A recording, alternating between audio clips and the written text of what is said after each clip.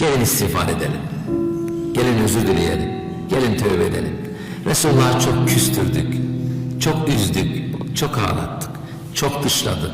Gündemden düşürdük. Ondan çok kaçak, korsan, illegal, kopuk işler yaptık. Herkes kendisini bilir. Ümmetin bu sıkıntısı bedava değil.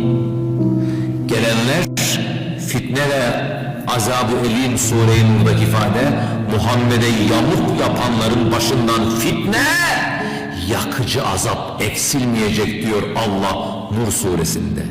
Kimin oğlu kimin kız olursa olsun, Allah'a inanıp itaat ettiği gibi Hazreti Muhammed Mustafa'ya da inanır, itaat ederse dünya ve ahirette pürüzsüz ve çapaksız en büyük kurtuluşta kurtulmuştur. Allah biz onlardan eylesin. El Fatiha.